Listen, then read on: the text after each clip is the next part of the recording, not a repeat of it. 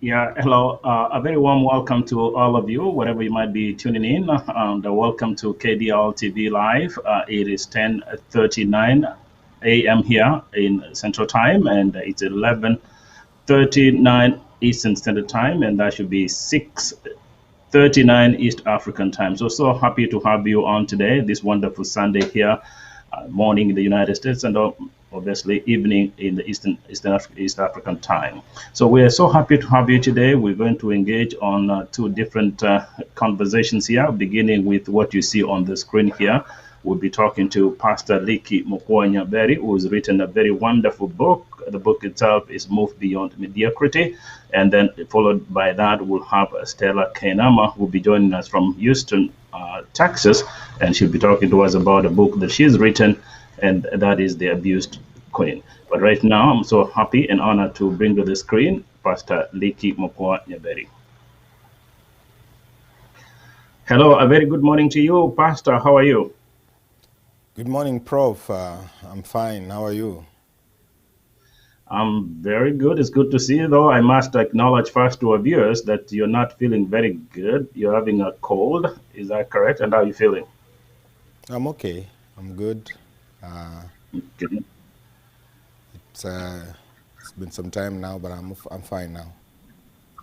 So thank you. I think I'm glad that you're feeling much better than you were feeling yesterday, and obviously good to have you back on the show on your second book. And I want to show our viewers again the book itself. If the viewers can see it on the screen here, it's Move Beyond Mediocre. Oh, thank you. Thank you for doing that for us, right? Thank you for doing that. So it's a very wonderful book, and obviously appreciate you and congratulate you for writing your second book. And I'm sure most people have read it twice, by the way. So those who will be reading that will find it very, very, very interesting. But let's just go straight to the book itself and begin with why did you write this book, Move Beyond Mediocrity? And by the way, for our viewers, some who may not understand the concept of mediocrity, what is mediocrity and why did you write the book? Thank you. You know, life is about achieving desired goals. Unfortunately, not everybody proves to commit to their dreams. Most people give up midway and they settle down for a mediocre life. I want to admit that often it feels impossible to some people to move for big goals. You know exactly what you want, but because of maybe certain beliefs or certain cultural beliefs and obstacles on your way, you end up relegating that dream to somewhere, not down really, but somewhere in the middle. The journey towards the things you want to accomplish, we must understand that it's not going to be easy, nor simple, nor fast. Nevertheless, it is worth every effort. Mediocrity, I want to admit, is the state of being halfway through a pursuit, not going forward, not moving back to where you came from. You can imagine how many people have half-built homes or even have accomplished dreams in their heads. Thomas Edison said many of life's failures are people who did not realize how close they were to success when they gave up. So I have written this book, Move Beyond Mediocrity, to ignite our minds. Many of our fellow human beings all over the world who are still having a cause, who are still having a dream, not yet realized, to begin working to realizing it. Otherwise, you will still remain somewhere in between, not where you are, not where you are going, and that is mediocrity. And that's mediocre. Very good to say. And I think as we dive into the book itself, I think our viewers are going to find it very interesting, and I think the emerging themes are pretty good for sure. But as I read through the book, and I said I read it 2 times, one of the first interesting things that really struck me was the fact that you kept referencing to your family members. Now, to start with, I think you have mentioned in many occasions your absolutely wonderful wife, and then you talked about your children there. You talked about your brother, your uncle, and obviously your wonderful parents. And as I read this, I was reminded of my grandmother, and every single word she told me years ago kept coming away. So why did you keep referencing to your family members? I'm glad you noted that as you read. You know, Yes. my grandfather, the late Pastor Wilson Nyakego, was the greatest influence growing up. You know, he owned a motorbike. He lived a simple life in the village, but he was a pastor. People looked up to him. As I said, he owned a motorbike and dressed in sharp suits. He had a home library. And man, looking at this man, there was nobody else larger than him. I admired him. I loved him. I wanted to be like him. On the walls of his house, he had writings like, God is the head of this house, the unseen guest at every meal, the silent listener to every conversation. This was profound. You know, it made me watch what I ate. It made me listen to what you didn't just want to say anything so carelessly. So whatever we talked, you had to be careful.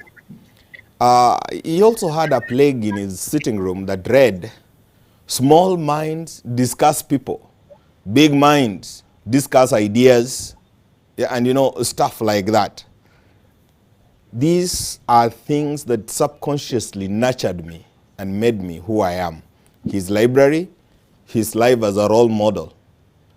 Then, I grew up picking up stuff, that is my nature. My wife said I walk with a notebook and a pen. Yes, it's true. It's because every time I see something, I read something, I hear something, I want to put it down and then research more about it so I can learn more. And the people who who are close to me most of the time are my family. So these are the people who give me information. From their lives, I learn. From my parents, I learn. From my brothers and sisters, I learn. From my children, I learn. And so they speak to me. They give me inspiration. I put this down, and from it, I write. Oh, wow. Excellent. I can't tell you enough. Trust me, especially the quotation you talk about your parents, your grandparents, and your big brother and uncle reminded me. Of course, I'm so happy that I still do have my parents alive.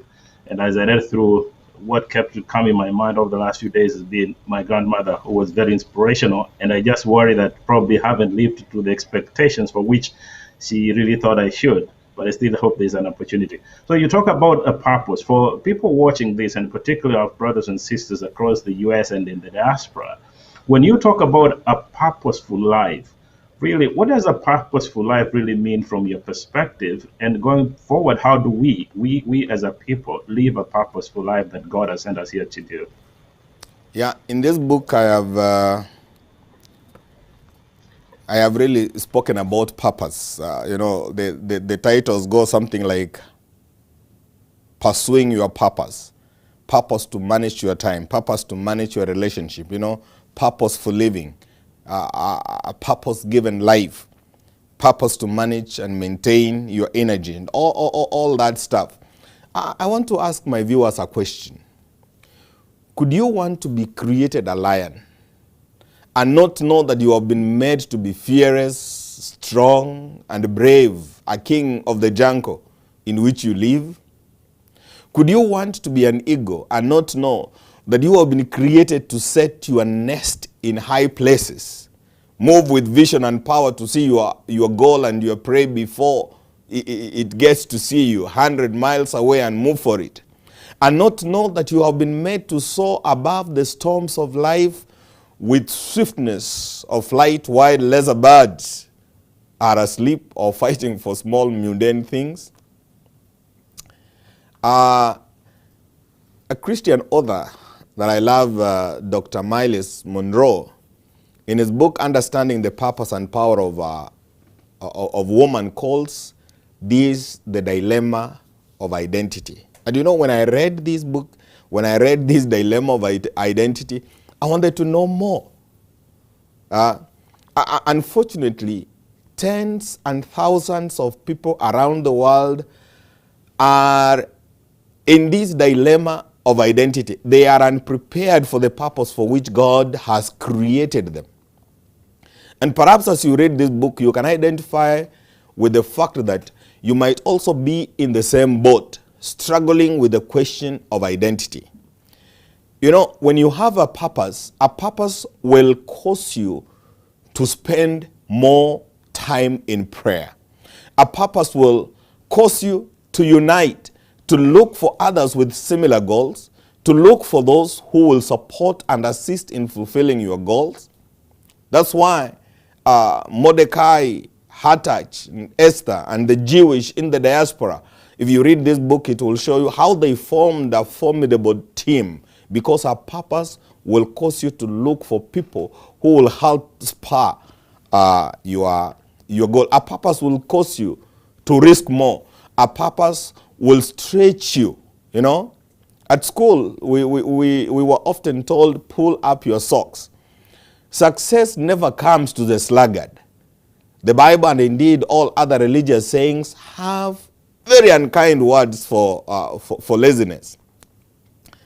There's a saying in Kisii, where I come from, which says, "Motongolie mi tanga na moseraibu," and I have clearly outlined in the book, which translates to mean those who overcome the dew or the cold in the morning are better off than those who love the morning warmth.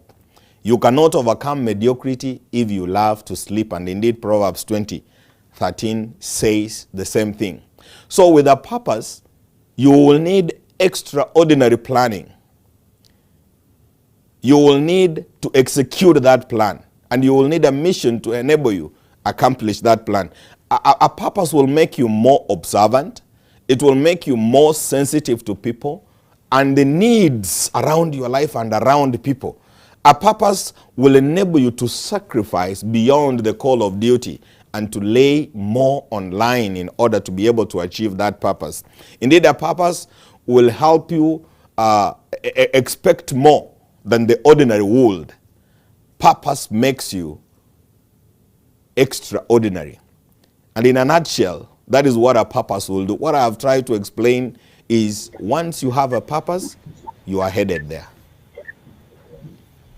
Okay, good. Thank you. So I think, and the way I like the book, the way you arranged it thematically, beginning from the first, what's the purpose of life, how we achieve those. I think it was brilliantly arranged, and I think obviously recognize that you recognize the family, but also as you grow and move beyond mediocrity, I think psychology will tell you that the environment dictates who you become. Mm-hmm. So if you are surrounded by an environment that is not good or bad, I think we call it in psychology as a tabula rasa. Right? If the child is born, the mind is like a vacuum, and depending on who you associate with, that's how you grow to be a better person. Otherwise, you stay in that of mediocrity. So I want to quote a section of your book that I so much love to talk about, not just on the show, but I think I've shared this even with my students in class. And you do quote, I think this is John Mason, you quote him, and I want to read this for our viewers. You say, "The less you associate with some people, the more your life will improve. Anytime you tolerate mediocrity in others, the more you increase your mediocrity. An important attribute in successful people is the impatience with negative thinking and negative acting people. As you grow, your associate will change. Some of your friends will not want you to go on. They want you to stay where you are. Friends that don't help you climb will want you to crawl. Your friends will stretch your vision or choke your dream. Those that don't increase you will eventually decrease you." Sure. Based on that fact that sometimes you might live a very mediocratic life, how then do we determine who are our best friends? Who do we lean on to? Or relative to who we are now in the diaspora, how do we move beyond that aspect of it? That is why I said, for when you have a purpose, it causes you to be observant. Remember that point? That is very clear. That has to be very clear in your life and in anybody's life. You know, we were told, tell me your friends, and I will tell you your character. This is a very common saying, but rich in meaning. Just like Dr. Mason, as you have quoted him, says, the less you associate with people who are mediocre, you know, who don't add value to your life, the more your life will improve. If you run with the wolves, you will learn how to haul. But if you associate with the eagles, you will learn how to soar to greater heights. This is a fact of life. You become like those who you associate with. Another fact is that almost all our sorrows will spring out of our relationships with the wrong people. And therefore, the moment you have, you become observant, you will choose not to tolerate the people who will pull you down, the dream killers, the vision stealers, the people who are out there to prophesy sickness and failure in your life. In fact, your prayer, like Dr. Mason says, should be, oh Lord, deliver me from people who talk sickness and who talk failure. An important attribute in successful people is the impatience with negative people. And the old saying is true. He that lies with dogs will most likely rise up full of fleas. And therefore, nobody is going to tell you that don't walk with this person, don't walk with this person. Be observant. Nor are you better today than you were yesterday. Are you spurred to succeed by your association with this character or with this person? Or you are regressing and digressing in life because this person is negative, this person talks failure, this person talks sickness, and they are teaching you. You know, there are families that have divorced because of people. There are people who have never earned that degree because of people. Somebody simply tells you, you can't manage that one. And they kill your dream completely. And you never get to earn that degree. There are people who have never started that business because somebody told them that it cannot be done. And unfortunately, the people who kill our dreams, our so-called friends, have never even attempted it. They have never even done it themselves. But they are willing to kill our dreams, and we give them, the go-ahead. That is why it is important to choose wisely those you work with. I know there are so many young people in this life who are rotting in jail or who dropped out of college because of friends. So regardless which age you are, friends can make you or friends can pull you down. Thank you.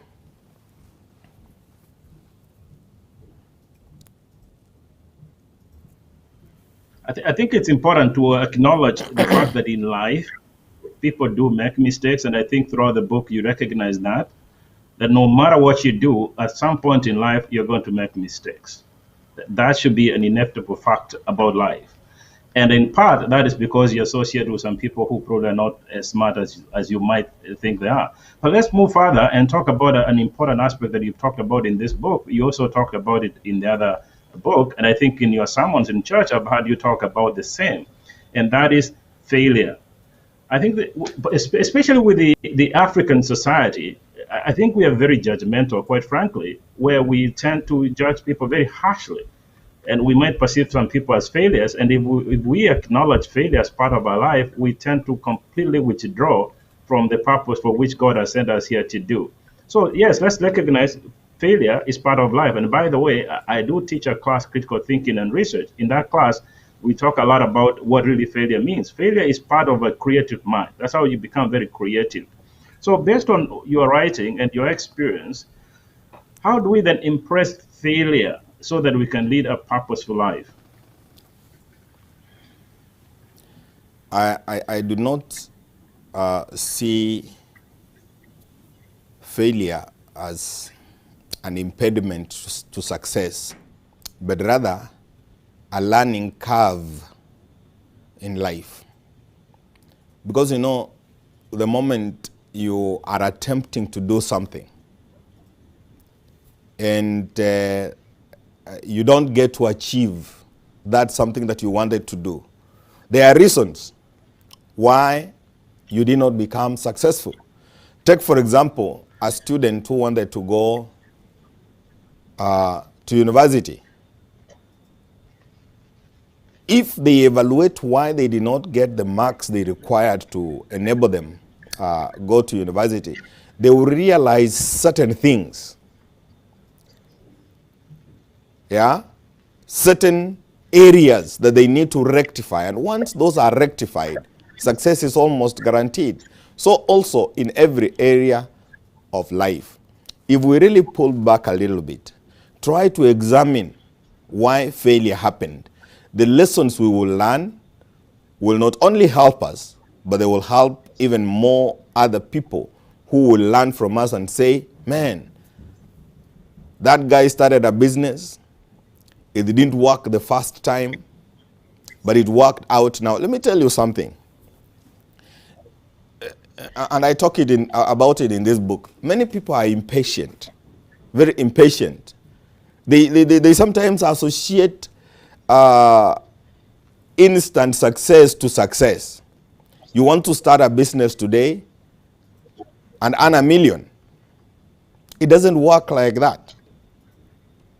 My concept and the concept of many other scholars, motivational scholars, is, you know, the question that people tend to ask is, you go to the university and to high school and then to university, you study for your graduate studies. It takes you almost 8 years, an entire lifetime, from when you were born or when you went to school, from 7 years to maybe 19 years or 21 years before you can get a proper job. So what makes you think that because you have $30,000, you're going to make $30,000 in a month? It doesn't work like that. It must take you time. On the process, you will make mistakes, and that is what we call failure. As you learn from those mistakes, you now become an expert. You become a guru. You become a success story because you did not quit. You learn from your mistakes. And the moment we embrace the concept of learning from our mistakes, learning the lessons that are there to learn while we experience failure, implementing those areas that we need to implement and changing those areas that we need to change, we are most likely to move beyond mediocrity. We will not remain for sure where we are.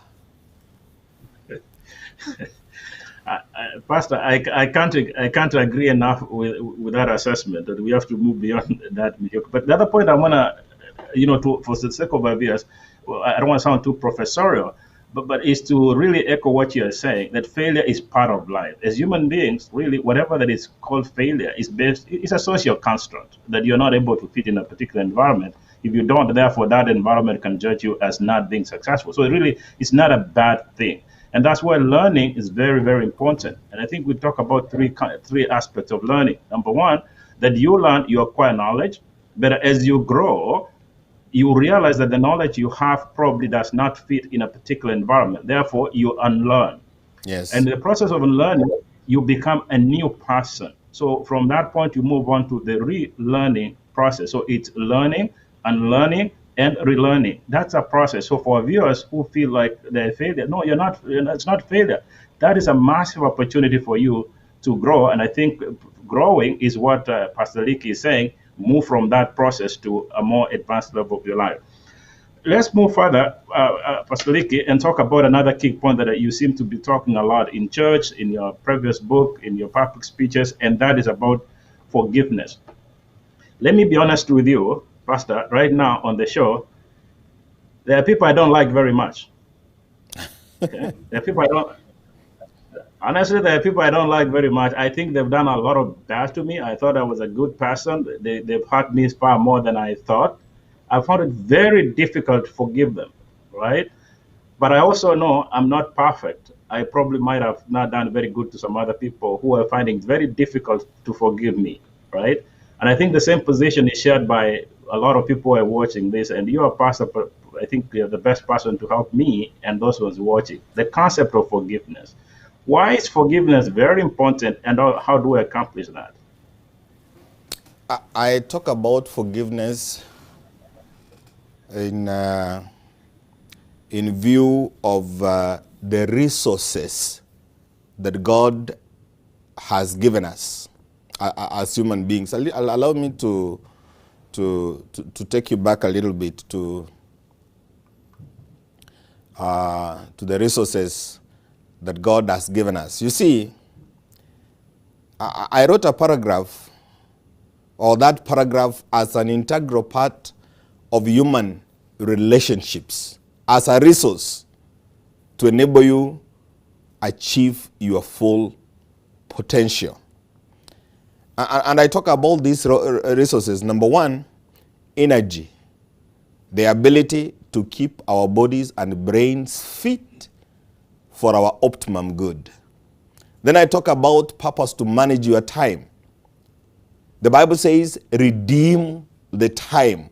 In the original translations, it means buy the time, purchase the time. Then I talk about, time as a fortune that is given to every man at birth. It is given to every man to do as he chooses. Talk about the three dimensions of time: yesterday, today, and tomorrow. Yesterday is gone and will never return. Do not worry about it. Tomorrow may never come. Do not wait for it. Today is ours.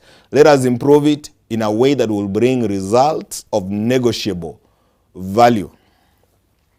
These three resources are interrelated with the resource of relationships. Time, wealth, your energy and your well-being. They are interrelated. Anyone who lives in a family of any kind knows that people will disappoint you and hurt you. I once sat with my mom and my dad, and indeed even my grandfather, and I wanted to know from them, how is it possible that you guys are married for so long? And we had started talking about hearing divorce and stuff like that, and they offered me a similar wisdom that I have carried through my life, and I see myself living through my life with the same wife until death do us part. And this is what they said: learn to overlook the little things, and you must forgive each other. Learn to overlook the little things, and you must forgive each other. You know what people do whenever they have an issue? They withdraw, or they pile the mistakes, or they keep counting. It's like they are keeping a ledger book and they are writing down, oh, you did this to me, you did this to me. Overlook some of these things. Overlook some of these things and learn to forgive. Colossians 3:13 says, bear with each other and forgive whatever grievances you may have against one another. Forgive as the Lord forgave you. I know forgiveness is not natural. It seems to be more natural to carry a grudge and to record all the wrongs in this world in red on a pad in our minds. It is natural to think of ways we can get back to those who have hurt us. It is good to balance it with them because they have done wrong to us. But in the long run, think about it. Somebody who is having corn and porridge in his house, and you here who is masterminding how you're going to get back to them, who is hurting? They are enjoying life over there. You are hurting here because you think you are hurting them by planning how to hurt them. But when you forgive, you are free. It gives you freedom to smile again, freedom to reach out to that person again, freedom to learn from that person again, freedom to harness that which that person has for your good. Imagine if you look at all the enemies that we have accumulated in life all through, and what advantage they could have been to our lives, you realize we are losing. But if you forgive, embraced one another, you become a team, and that is the team you need to move beyond mediocrity. And that is why forgiveness is very important. Look at it. There are parents who are living alone simply because they could not forgive each other. Now you have the burden of bringing your kids up alone, without the help of the other person. It could have been better if you were a team had you just forgiven. God forgave us. We must learn to forgive. We will be hurt by our friends, our family, but we need them. So let's learn to forgive one another.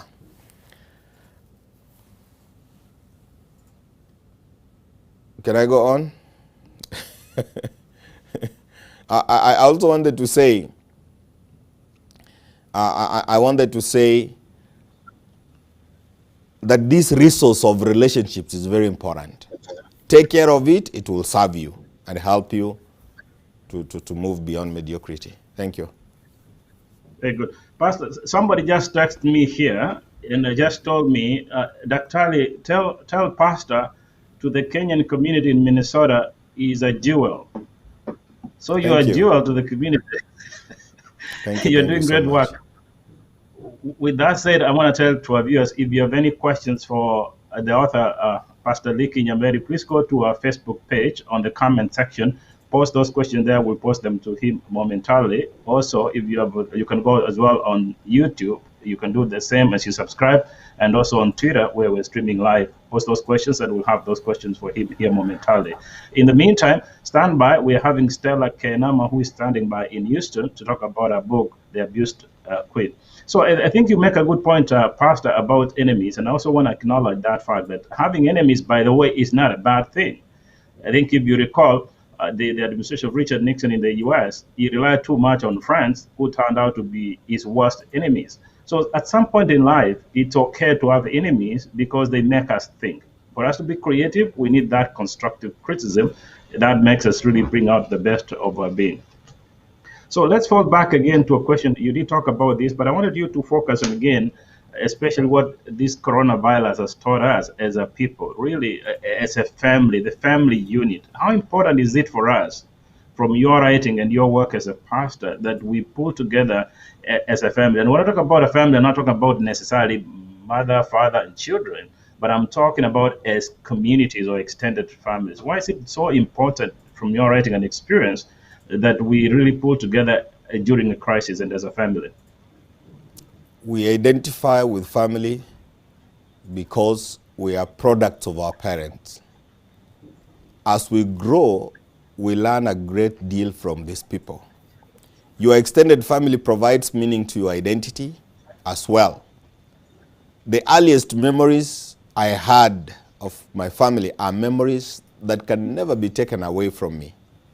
They are treasured beyond all other memories. I can remember times when spending with the extended family brought meaning, love, and acceptance in my young mind. It gave me peace, comfort, and joy, just knowing that, I had family. I could not wait to spend Christmas with these people. And, days like those that brought us together, because they add value to our lives. And so, the concept of family is important. And for you to harness the benefits from this concept of family, number one, you need to learn to understand each other. Don't always look at life from the perspective of you and what you want. Look at life from the perspective of what your family member desires. The moment you understand the other, and the other understands you, the good for you. Number two, keep commitment. If you tell your son, I'll be taking you to this football game, they are dressed up and waiting. Don't call back and say, I'm not taking you. Do all you can to keep your commitments.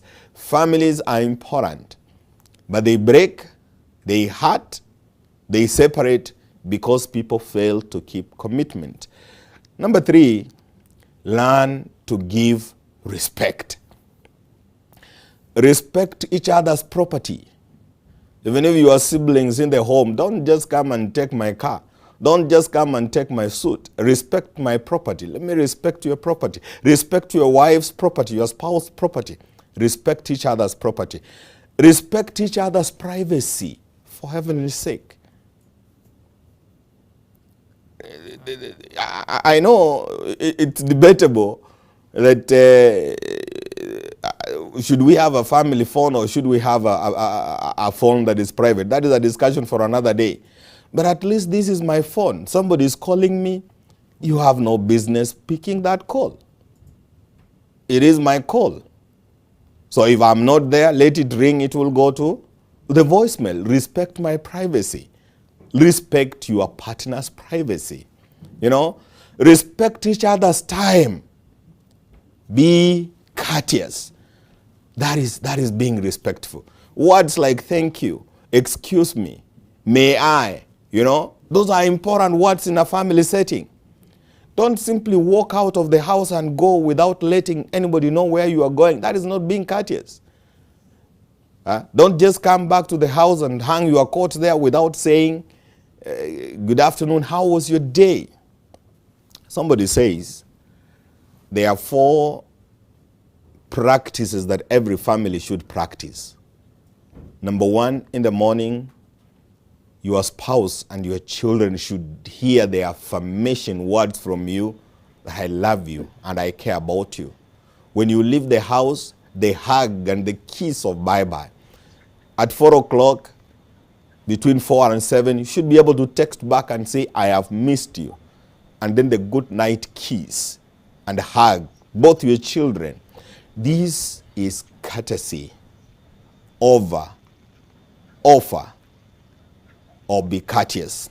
And number 4, offer encouragement.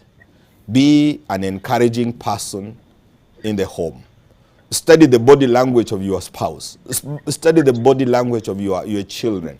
Get to know what happened today in school. What happened today at work. People don't have stories to talk about at home because people say, I don't have anything to talk to my spouse. You don't have anything to talk to your spouse because you have left the small things. What are the small things? What happened today at work? What happened today when the police pulled you over? What did you say? As you say these things, you are communicating. And as you hear or you feel that somebody is discouraged, offer them a smile. Offer them kind words, positive words, words that uplift, not words that pull down. That way you are building your family. Then offer forgiveness also. I've already discussed about it earlier on. Be willing to offer forgiveness. Be willing to offer forgiveness. As you look at these concepts of family, you will discover that you overlook them, you will remain where you are. You take them seriously, you move beyond mediocrity. Thank you. I like the echo you keep echoing, and that's important for the viewers to note that the key words are move beyond mediocrity. You can't just stay on the comfort zone and expect to grow. Sometimes you have to face unfamiliar territory. Sometimes you have to be uncomfortable. Sometimes you have to go through difficulties. I think that's the best way to move beyond that comfort level so that you get to a better place. So I think I'm going to allow a few questions from the audience, Pastor, if you don't mind. And Ben, can you bring up the same question? I think I saw a question before we get to the end as we're with Stella Kiinama to join in. I think there was a question there. Yes. So as there's a question. Let's move on. We'll get to the questions. I think as Ben works on getting on the questions on the screen, Let's talk about spirituality. You are a pastor, and I'm sure most people watching you want obviously to hear those uplifting words. As a pastor, what is the role of spirituality for us really to live a more purposeful life? You know, I have learned in this life, there are people who go for Puritan, there are people who go for medication, there are people who go for, stuff that don't add value. As you read the Word of God, as you read these books, they act as a tonic. They act as a medicine. They cool you down. They show you that there are other people who are struggling, be it Bible characters, who struggled with the same challenges that you are facing and how they overcame those challenges. Spirituality is the ability to tell God your burdens and to listen to God guide you through those burdens. Spirituality is telling God, hold my hand and help me. In the book, I talk about Jabez. If you have read this book, you will discover there's a man named Jabez. This man is my role model in a way from the Bible, because this guy was written off by his mother. But the man, hearing about God, the God of Israel, and what God can do, he chose to call upon the name of God. He chose to ask God to expand his territory. He chose to ask God to hold his hand, and he chose to ask God to keep him from evil. In a nutshell, this is what spirituality does. And as you pray, the Bible said, as he prayed, God answered his prayer. And Jabez becomes a great role model for anybody struggling from unkind backgrounds and wanting to trust God to help you be an overcomer. God will not fail. He has never failed, and he will not start with you. Thank you. Okay, very good. So good. I think that's quite encouraging, and particularly as you talk. By the way, I appreciate the way you talk. It's very, very. You choose your words very carefully. I think the construction of the sentence is very clean, and I think you really pass very uplifting words, which really make me very good. And particularly, I feel good today that the people I don't like, thanks to your good encouragement, I want to forgive them on air. So, yes, please do. So that. So if I don't like you very much, thanks to Pastor Leakey today, I've forgiven you. So, and I hope you forgive me as well. Amen. Amen. So, Pastor, as we close here, and of course, we are waiting for your friend is logging in, Stella Kiinama from Houston. She's logging in very shortly here. What do you do again for fun as we go through this pandemic?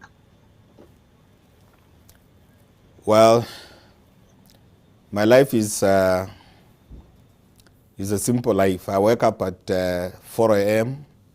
I read my Bible. I go to the gym, or if it's warm out there, then I go for a walk. After that, I come back and I go reading. I read, I write, I gather as much knowledge as I can. As a pastor, we are paid to pray and to read. 90% of our salary comes from reading and praying.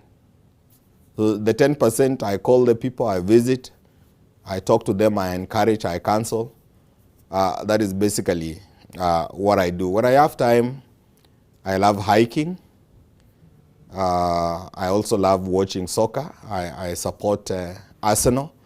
When I have time to watch Arsenal, I sit and I enjoy the game.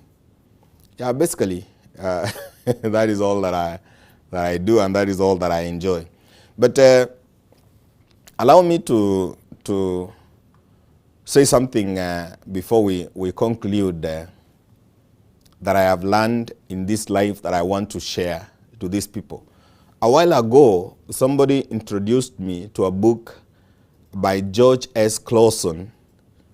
The book is called The Richest Man in Babylon. And this man is the best I've read in terms of finances. And one area of mediocrity in our lives is inability to manage our finances. There are many, many people in this life who could have turned this world upside down had they learned how to manage their finances. George Clawson says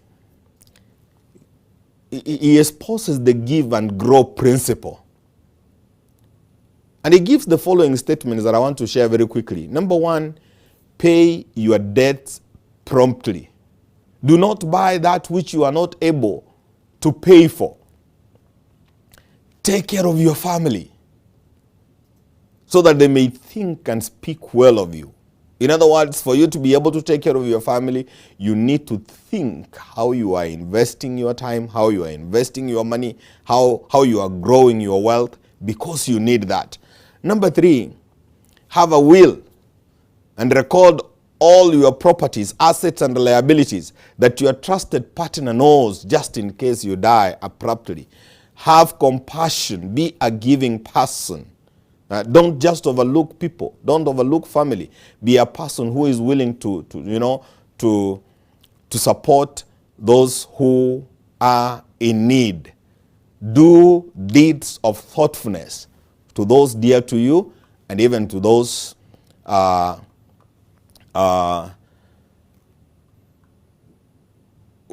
whom you don't know. The give and grow principle simply means the moment you have had your money, use this philosophy. Number one, give to God first. That is number one. Be a giving person. Give to God first. Number two, pay yourself next. And number three, spend the rest of the money, the 80% that is now remaining, 10% to God, 10% you have paid yourself in terms of savings and investment or whatever you may call it. Then lastly, spend according to the budget. Once you learn these principles, and I've tried to expose them in this book, you should be good in terms of moving beyond mediocrity. Once again, Prof, thanks for having me. It's always a pleasure sitting here, not only talking about my books. There's one more that is coming up soon. But for this, I can guarantee you it will take you to the next level. Thank you, Pastor. And again, to our viewers, I think that's very encouraging. There's a lot to read, and I want to put that book again on the screen for our viewers. If you want to read this book, I've read the book 2-3 times. Please go ahead and buy it. And as a closing statement, Pastor, if people want to buy this book, how do they get it as you make your last statement? Yeah, the book is available in Amazon. Just go to Amazon and type the title, Move Beyond Mediocrity. The book should be there in the soft copy, the e-book as an e-book and as a hard copy. And I want to say thank you so much for those who are supporting my ministry by buying these books. I already have the book Soar, Courage to Cut Through Self-Limiting Beliefs, that many of you bought, and I really, really appreciate it. I still have some copies. This one has just come out. Go to Amazon, get your copy. I'm ordering a few copies, of course, that I will be selling physically here. But for now, it is available in Amazon. Once again, Brother Bernard Kibwato, thank you so much for giving us the chance with your TV, KDRTV, together with Prof. Okari. And my website is www.mentoringvision.com. www.mentoringvision.com. In that website, you will find my works, and these books are also there. You can also order from there. Thank you so much. All right, thank you. And I think that concludes our conversation with Pastor Mokua Leakey Nyaberi, a wonderful book. And I think, by the way, if you want the website, it's available there on the screen for our viewers. You want to follow him and support in whichever way that you can, please do so. I think that's important. So, again, Pastor Leakey, thank you so much for talking to KDRTV. I also want to congratulate you on writing that book. It's a very powerful book. I appreciate it. And for our viewers, obviously, we thank you for being with us. Momentarily, we'll take a short break. Once we're done with that break, we'll bring in Stella Kiinama, also joining us from Houston, Texas. There she is, an incredible lady here. She's written this powerful book, The Abused Queen. And by the way, she's telling her story. And so we'll talk about that momentarily as well. Don't forget, for those ones who stick by, that's okay. If you're not able to stick by, remember we also have another show next week when we'll be talking to a couple of people. We'll be talking with the Concordia University here in St. Paul, Minnesota. They'll be selling out their programs to the community. Also, we'll be talking to the leading Kenyan professors, some of the leading Kenyan professors here in the US. They'll be making a case for Kenyan international students.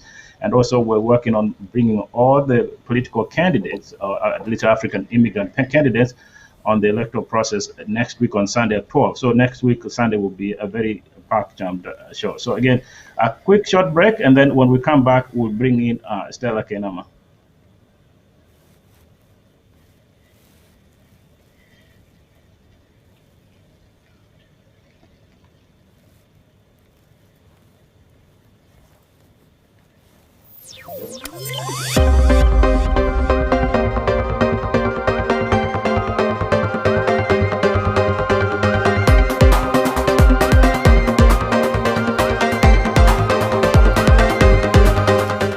Okari.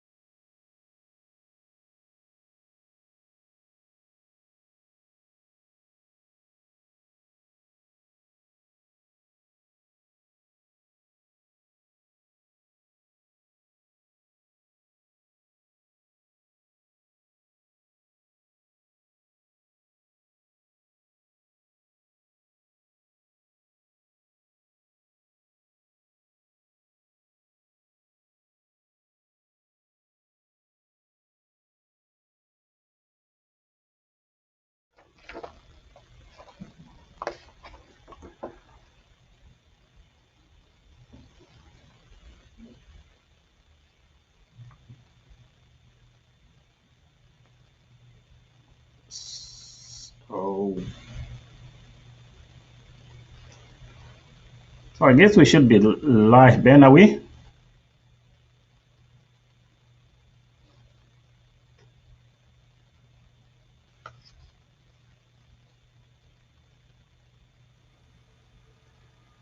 Okay. Oh, incredible. So hello.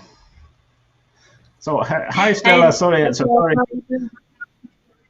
Good. Sorry, I just talked there. There was that lag, but apologies for that. And again, for our viewers, welcome back again to KDRTV Live, as promised in the prior segment, talking to Pastor Leakey Nyaberi, now joining us live from Houston, Texas, is the incredible Stella Kiinama, who will be talking to us about this book that she's also written, a very powerful book, and I have there on the screen. It's The Abused Queen.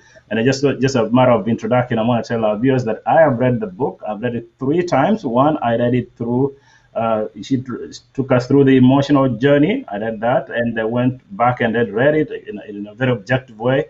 And that informed the line of thinking and the line of questioning that we'll be going through during this discussion. But in the meantime, happy to have on the show Stella Kiinama. Stella, hi, how are you? I'm fine, Prof. How are you doing? Very good. Quickly, how is Texas? It's warm right now. It was cold a few days ago, but it's up. Oh, that's good. You don't want to be in Minnesota now. It's starting to snow. It probably is the best place you don't want to be. I think Texas could be probably the best place to be in. So happy to have. So Stella, it's good to have you on the show again. As we told our viewers, we're going to talk about your book, and and one I want to start by congratulating you for writing that book. That's great. Not a lot of people are able to do that, but congratulations. And also, I want to say sorry for the misfortune. I think it's a painful story to tell. That's really unfortunate. Sorry to hear that. And obviously, you're not alone. There are many people who will associate, your experience with really what you went through. But again, we thank you for talking to KDRTV and speaking of that. That's important. So and let me share something with you. I was talking to my little daughter. She's 6 years old, and she saw this book here, The Abused Queen, and she told me, "Daddy, no, you cannot abuse a queen. It's not right. It's not nice. It's not okay." So It's Stella, not. who is this abusing the queen, and why is he abusing the queen? I feel sorry. It is terrible. You do not abuse a queen at all, and the title says it all, because it's about us knowing, so putting ourselves in places where we are not right, and also when if there's a king, there's a queen, there is a king, and so if the abuser is the king, then that's not the right kind of king. So your little girl is perfectly correct, because a queen should not be abused, neither should a queen abuse a king. Oh, thank you. I think that's very encouraging. So I want to make sure that I replay this show for her to understand that it's not right, it's not okay, it's not nice to abuse a queen and or king for that matter. So having That's read right. through the book, Stella, it's a very emotional book, and I think for our viewers, we'll try to be as best as we can. We'll try to be as objective as we can so that we benefit the viewers as well. Some of the stories, I mean, the story you tell, I think you went into greater details explaining some of the most intimate and painful life experiences. I think, particularly within the African community, these are some stories that people don't want to talk about. People hide this, and in the process, the Mhm. outcome is not the most pleasant. Why in the world did you decide to write this story? Jeremiah, so much for that question. I think, I Kenya before I moved to the United States. I think it was around 2000, and we had a story on the TV, on the news, about a family in Atlanta, Georgia, that was killed, a mother and two daughters. And then the line of investigation was pointing to her ex-husband, that they had divorced, they had family. And so somehow I was in Kenya, and the news people casted the family receiving the body at the airport, and there was so much turmoil within that. Even who are not within the family could feel the pain. I felt that, wow, this is not right.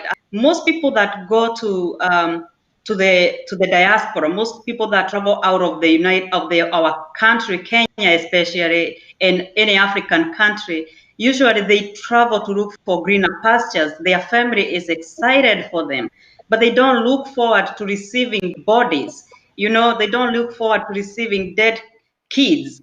And so now, seeing this, it bothered me for some reason, but I didn't know really why. I just felt like, this is so not right. And then coming here, I kept hearing, when I moved here and I got into my marriage, I kept hearing, oh, this family in this state, the husband came home and killed the wife and killed the children, maybe killed themselves too. Sometimes they are taken to prison. And you hear those stories a lot. And then people used to talk about them for a while, and then they will die off. The stories kind of die off. And now you are worried, like, wait, until something else like that happens. And now people start talking again.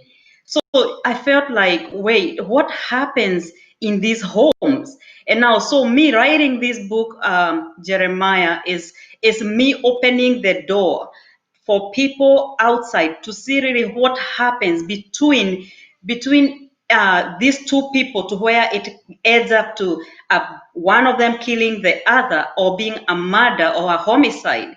So my story causing people really happens because what we see is the end product, and we hear so and their wife, so and so killed themselves, so and so did this, did that, but we never know what really happens inside the house, because domestic violence happens and it thrives inside closed doors, you know. And now when we are on the outside, we don't see anything. We only see a perfect couple, you know.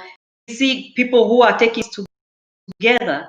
We see people who look like they are each other. Once that door is clogged, once it closes the whole world away.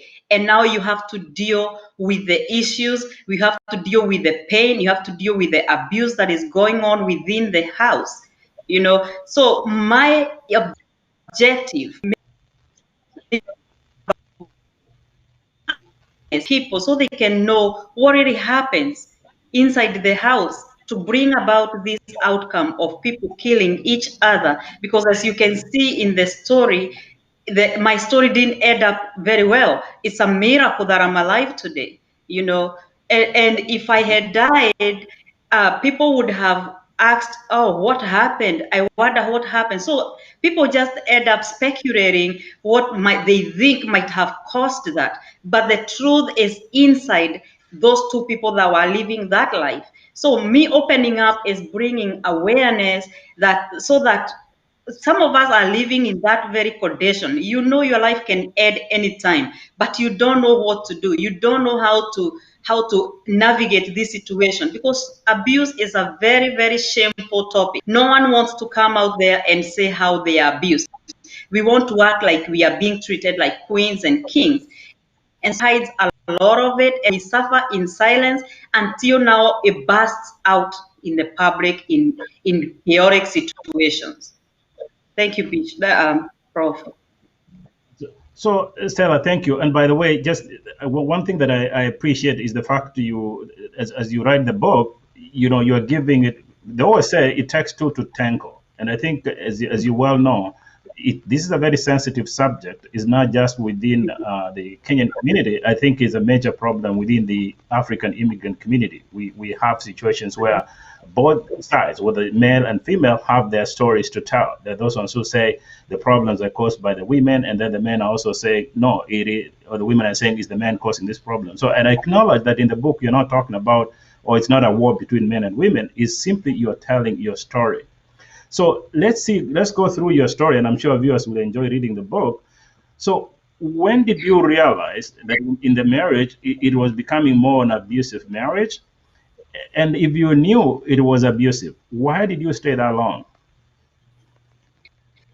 Jeremiah. So abuse is very hidden. You know, you will never look at someone and say, this guy looks abusive. Let me get out of here. The people put their best foot forward. People put their best face. But usually, in fact, the most abusive people are very charming, they look very charming. You can even give them anything because they look like a peaceful person, like a good person. But then it's until cover is removed that you see who the real person is. And so it didn't take long for me to realize in an abusive situation, because when I got in, I started noticing things like control, you know, manipulation. There was isolation. There was his controlling finances. He's controlling our finances, and he wants to be in charge of finances. But then I don't get to have a say in anything. And coming from a single parent home, because my mom was single, my dad died when I was young. So I didn't know what to expect. Is this what they call submission? Is this what they call this and that? Because I didn't know what to expect on being a wife. So I allowed him to control everything until I realized in class, I was in school at the time, and I went to school, and during our psychology classes, the teacher started explaining what domestic violence is, the signs you need to look out for, and I noticed all those signs in my home, except the physical abuse. And I was shocked. I said, wow, I am in a marriage. But guess what? First of all, I didn't get because of like of oh, what do I tell people? I just got into this marriage or relationship. So how do I get out and tell people this guy is abusive when he has not hit me one time, even though all the others hit me, So it was very hard for me to just pack my bags and leave because someone has emotional objections to me. So I waited. I waited till he gave me a good reason, and that means abusing me physically and leave. And so I want to point out there, Jeremiah, how why most people stay in such marriages, even though they know it's not healthy for them, it's not healthy for the children, because we fear how people will respond. We fear what people will say. We are afraid of being judged and talked about. And that was the same fear I was dealing with, So we would rather stay in a very toxic environment other than just leave and don't worry about what people are saying. So another thing we keep in mind so that we don't leave these toxic places is the fact that we have. And so when we have children, we have to consider how are they going to respond to this? It's going to affect them. It's going to destabilize them. It's going to disrupt their lives. So sometimes we stay because of the children, and we're going to handle children without their father now, or without their mother. Now, the other reason is financial stability, because we are used to having two incomes. And so imagining living such a situation, even though it's abusive, even though it's toxic to you and to you, it's used to you out of one financially stable place, mostly, to a place where you're relying only on one source of income. That's the three reasons that kept me there, and the three reasons that most people in such marriages. Thank you, Jeremiah. Perspective on the same. And I think I'm glad that you still, because I know, and let me say this to our viewers, that if you have any questions and or comment, please go to the Facebook comment section, post your comments there, get engaged. Or if you have any questions for Stella, please put that question there, and we'll post the question for Stella towards the end of the show. So Stella, you and I have talked, in private conversations before this about this subject. It's very sensitive. Again, it takes two to tango, and I think some people will make different arguments about this, right? So this is Stella's story. The husband probably has a story. The women will have their side of the story. The men will have their kind of the story. But the goal for KDRTV is to be as positive as we can best, really, so that at least the people learn from these experiences. So let's talk about when you decided to leave. And my understanding is, as I read the book, is that you realized before you went to nursing school, and I want to be in trouble with this one here, right? So some people do argue. Recently, we see most of the cases that have happened within the immigrant community. Most of these cases actually are associated with the nurses, right? You are a nurse. You noticed this problem before you went to nursing school, and then in nursing school you discovered this, and then after nursing school you opted out. But let me put this to our viewers. Okay, it's not. I have family members who are nurses. They're incredible people who can do anything and everything to protect their families. But I also know, just like most of the community know, and I think it's a conversation that have gone on for quite some time, we do also have a situation where give one nurse $23 an hour at Toyota and a smartphone, and that marriage is ended at the end of that very day. But throughout your book, the interesting part of it, at no point do you suggest taking the baby away from the daddy. I don't see a point where you really painting him negatively. It's all about violence. That's what really drove you to the end. In fact, you did not even call 911. It was the doctors who suspected something wrong. They ended up calling 911. So talk to our viewers. Some people might say, no, she's one of those nurses who, as soon as they get the graduate, they want to move on and leave the marriages. Has that got to do anything with nursing, and how did you live? No, Professor, I don't believe it has any exceptions, and I have seen exceptions whereby people do that because maybe they all was freedom and their own money and they need that life. But that was for me, and nothing had nothing to do with this. I was in nursing school when he met me, and I just feel I happy with it because that was my lifelong dream, you know.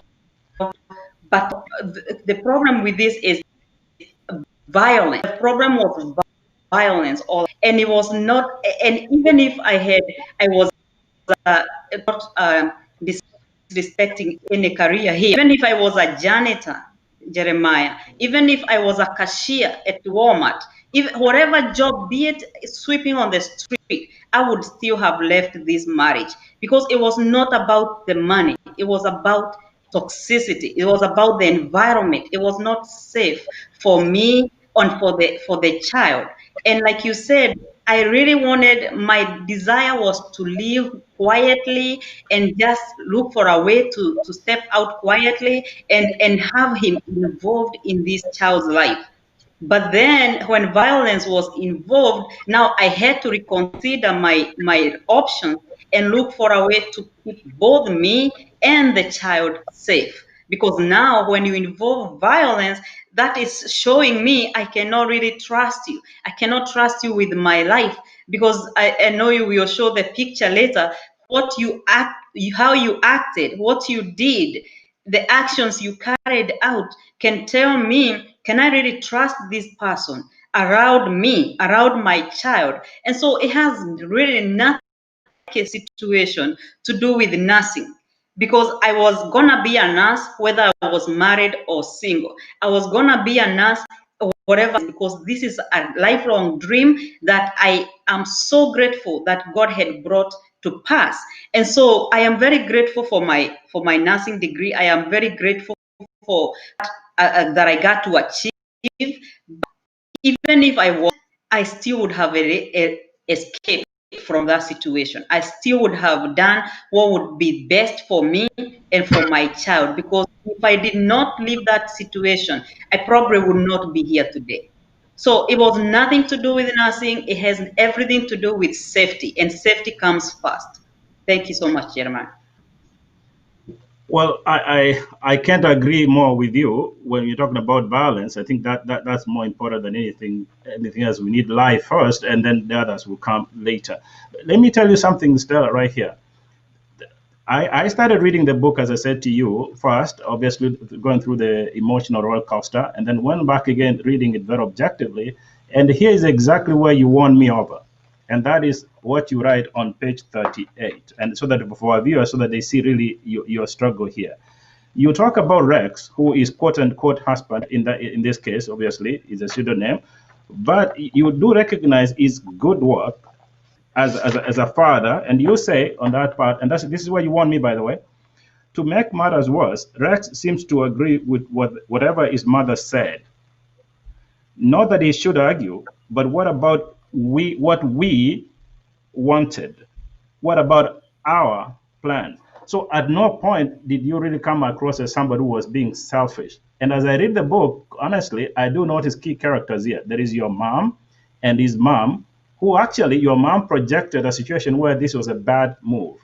His mother projected a situation that this was a bad move and actually ends up really being a bad move. And we'll talk about that later. But let's focus on what is more important than anything else. Both of you are adults. People say, no, those are adults. Let's focus on really who matters most in this story, and that's the child. And I think whenever we have these situations, the people who suffer most, men can just move on the next day and then it's happy. You can move on and you're okay. But the children are affected. You've lived this experience in the most objective way, Stella. Talk to our viewers about what are the effects on the children, particularly in a situation where domestic violence is involved? Thank you, Jeremiah. Yes, thank you so much, because head of it all, the kids suffer the most. We need to understand that when we are abusing each other, it's not just us. They are people, they are little people that we have brought into this world by our union, that will suffer the consequences of our decisions. And so now, as me and Rex are fighting, as we are disagreeing on so many things, as we are arguing on what to do with the next step of our life, he wants to do this, I want to do this. We include our families, which both think this is a bad move, like you said. So if we were really careful, we wouldn't first of all have brought this kid into this situation, because we the word God, this is not going to end up well. But then my desire to leave the marriage, my desire, I tried many times, and you can tell from the book how many times I've tried to leave this situation. And all this time I didn't have a child. A child came 4 years later. Obviously, I was a single mom. But then when I tried to leave, he would talk me into saying, this will improve, things will change. And somehow within me, because of course I loved this guy, I want things to work. I want things to change. But then our indecisions have brought about, which is a big, big blessing to both of us, right? But now, if we had really separated and sought our issues separately, and the best way forward, first of all, this child would not be, we probably would have with our inner issues, with our problems, then resolve to come back together and move on. But we did not do that. We covered problem after problem. And the result, the end product, was bringing up a child dysfunction. Now, guess the problem is, because now I have realized, I have woken up to the fact that this will never change. Things will never improve. In fact, they are moving from bad to worse, because now that there is a child, now the full true colors of the situation is out. Now I am tied to you for the rest of your life. You cannot get.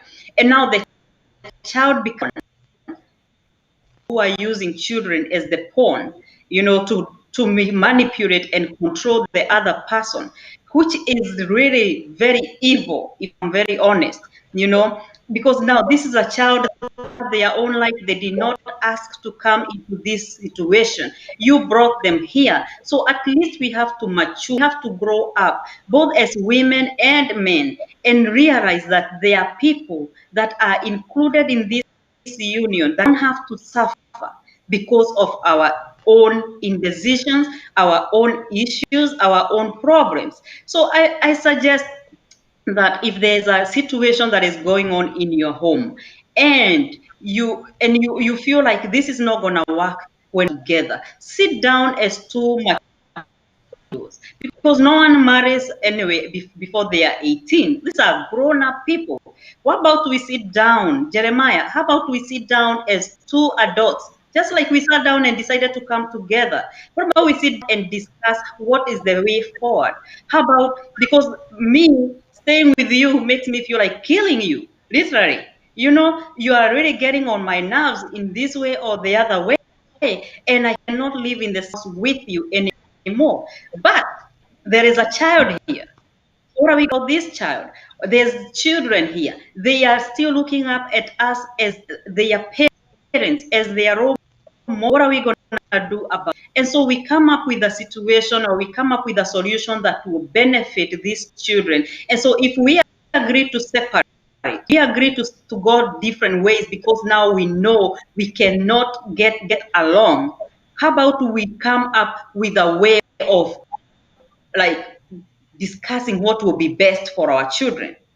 If you are going to stay by yourself, this is my share for the children. This is what I expect my child to get. This is what I don't want my children to suffer any lack. I don't want them to miss anything.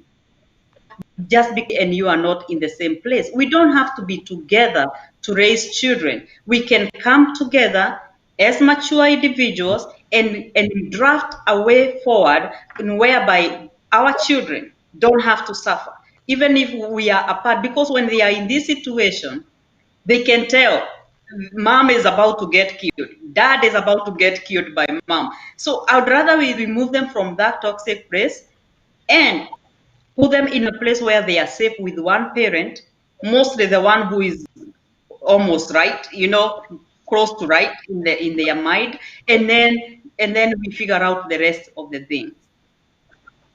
Thank you, Jeremy. I hope that Good addressed point. your question.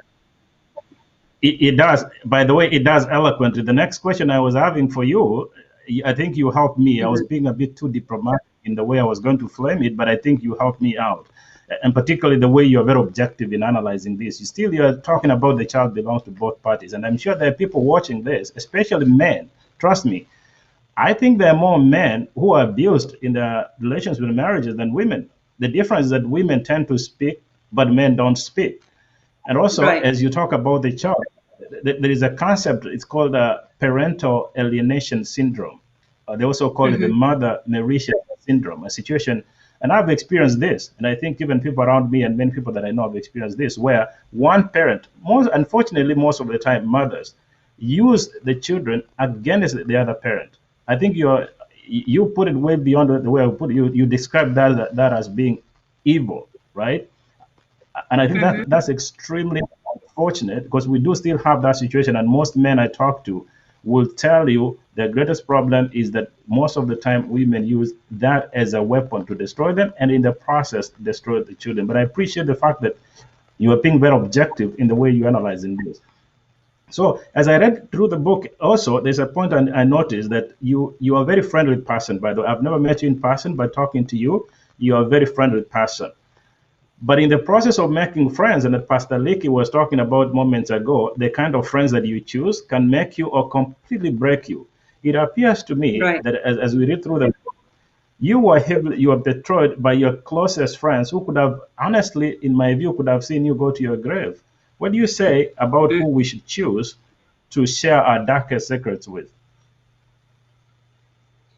Whew, that's a topic all by itself, Jeremiah, because man, it's so deep, painful. It's very painful because usually the people that betray us are the people as best.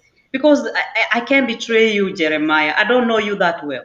We have talked a few times, but I can't tell you who you are, your inner secrets, your inner struggles, because I not opened that up to me.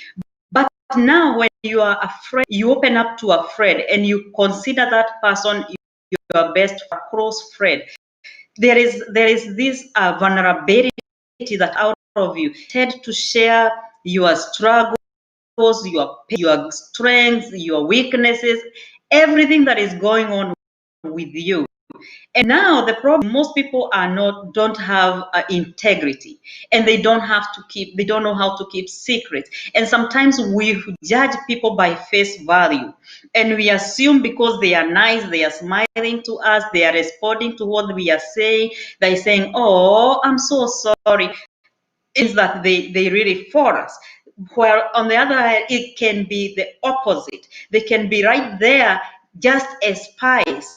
They are like Pastor Leakey said. I was listening to him and I said, man, the people that you hang around, the people around, they will either make you or break you. Like you said, close friend, literally watch me go close to the grave. Only God closed that grave for me. Because now I'm looking at the situation and I'm telling her everything. Like I said earlier, I was planning to exit this marriage quietly and discreetly. That way, it will be the best thing for our child. It will be the best thing for both of us. But now I'm sharing all this information. The next place, I'm looking for apartments, I'm looking for car, and the next one that knows this and actually who is helping me look for these things is this close friend. But what I did not know at the point is everything we do, at the end of the day, she will give the report. to my ex-husband, you know. And if I had known that, of course, I would have been wiser. But she come to me as a very friendly, very supportive, very, and mind you, she's someone who is my mom's age.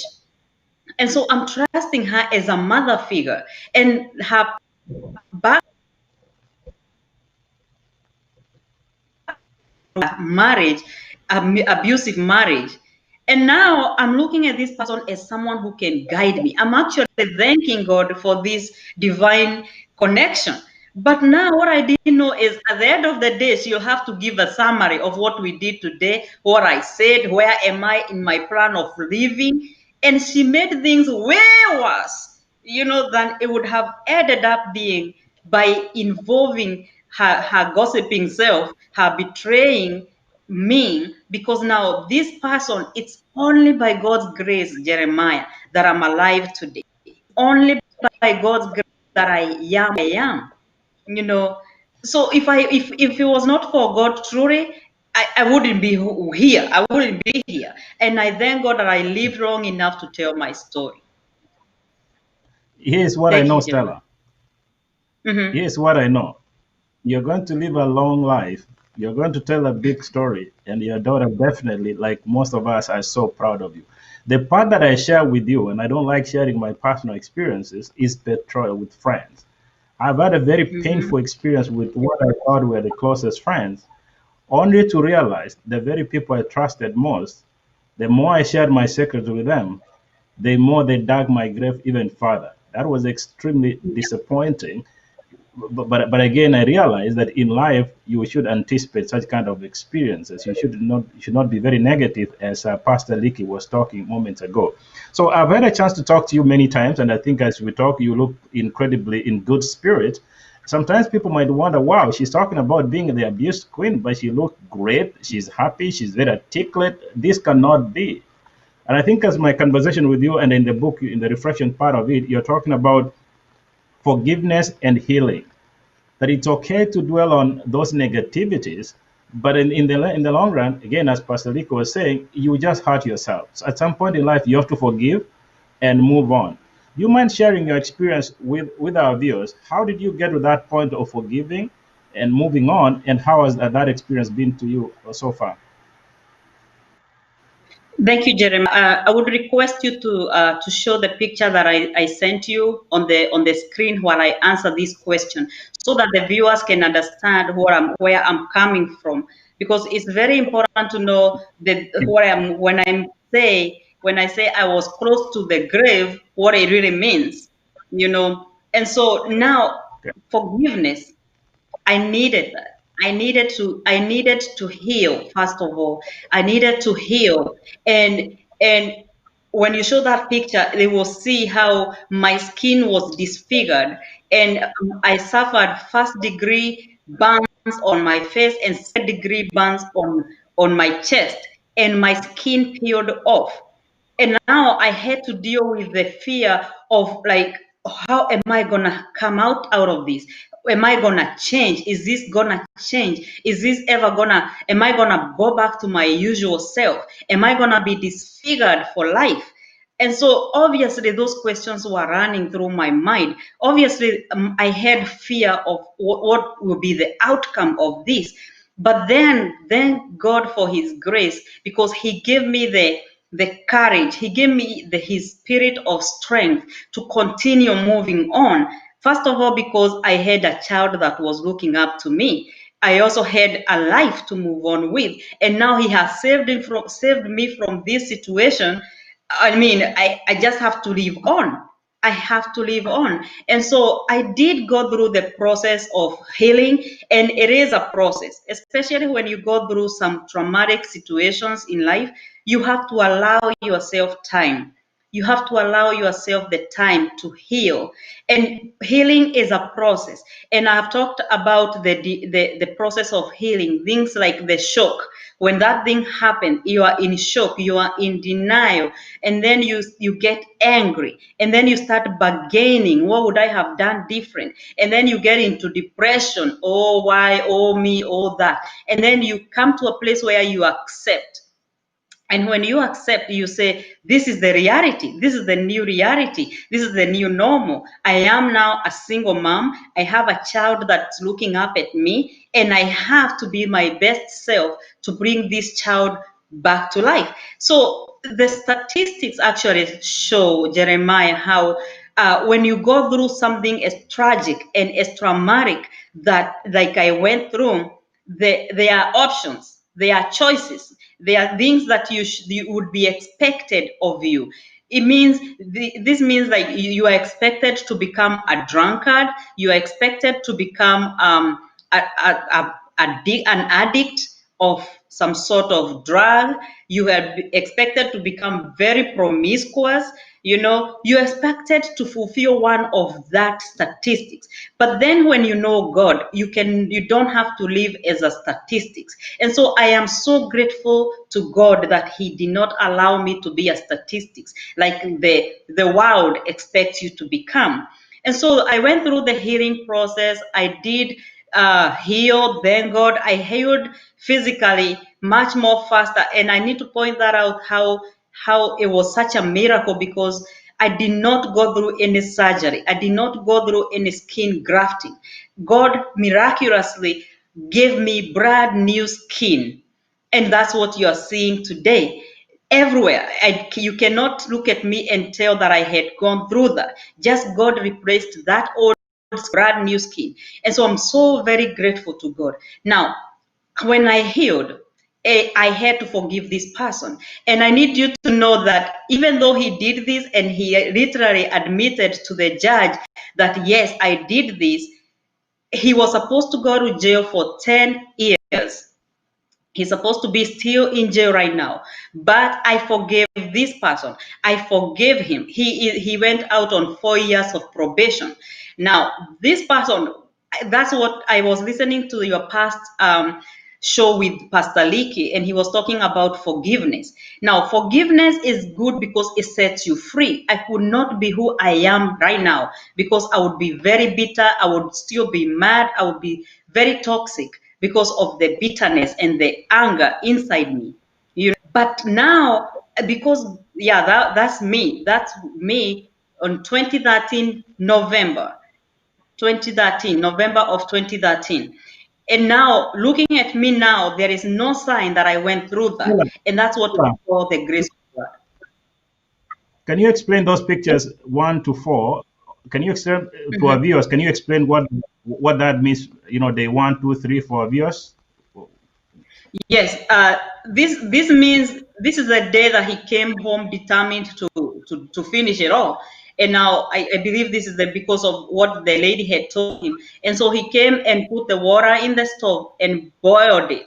And so day 1 is when he threw that water on me. As I said, my face suffered first-degree burns. So you can see my face, the skin is still intact, but it's swollen. And it's swelling through day 1, day 2, day 3, and the skin is peeling off. Now the chest, right there during the incident, the skin started peeling off, and that's why it's dressed on day 2. On day 3, the dressing is being changed, and I decided to take a picture just to see how it looks like. And I wasn't even intending in keeping these pictures. And now on day 5, I had to go back to the hospital because the chest got infected. I got an infection on the chest, the open wound, and I had to go back and get admitted to be treated out of that. That's where now day 5 has been dressed. Actually, you can see I'm in the car. I'm coming from the hospital. Whoever picked me up took a picture of me. Now you see my face, that's my skin peeling off. And it peeled all over, all through. And now God gave me a brand new skin. And so that's where I meant that day, if he would have used a knife, if he would have used a gun, I wouldn't be here today. I wouldn't be here. And so this is why I prefer to open up. It's not very easy, but I have to open up so that we don't have to take any more people, any more coffins at home, young men and young women. We don't have to lock our young men in jail because they did this. Once you see these signs, and look, I've explained the signs which you should look out for. Don't wait till this end product, because as you can see, it was not easy. I am so grateful that I was enough to tell you my story, because most people die in the process. Most people are killed in that marriage. So this is what I went through, but I had to forgive this person. Today I have no ill feelings about this guy. In fact, I pray for him. I believe that he has another shot in life. If only we could all work in our inner issues. I work on mine, he work on his. We don't really have to come back together, but he can get another chance and marry someone else and live a fulfilling life, just like I can move on and be with someone else and have a good life. So forgiveness was necessary for me to be able to move on, and forgiveness so I can my past behind and move forward. Thank you so much, Jeremiah.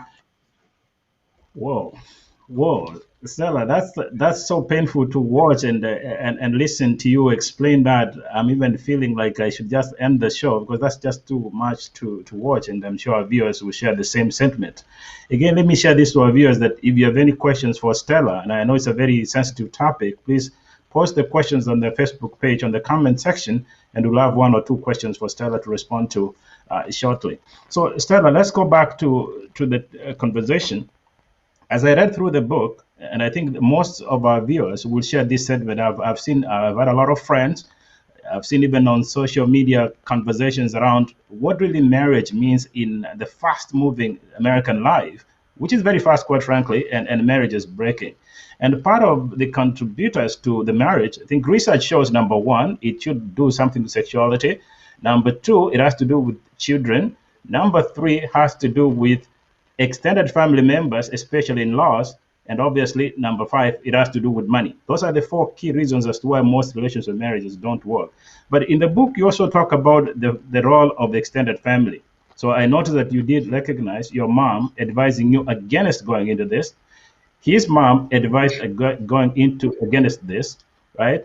But also there are many people within our communities across the U.S., not just Kenyans, but I think African immigrants, who really would tell you that the marriage is broke not because the two of them hated one another, but because of the involvement of extended family members, whether it's a mother-in-law, father-in-law, sister-in-laws, brother-in-laws. I think most marriages are broken, quite frankly, in the hands of this. So having taken time, looking back now, Stella, and I'm sure people are watching you very keenly, what role should extended family members play? Because honestly, if you look at it, your mom was right. His mom was right. The marriage didn't work. Do you think if the two of you were left alone to make your own decisions, if Rex was decisive, maybe you guys could have made your own decision and probably couldn't have ended on how it ended?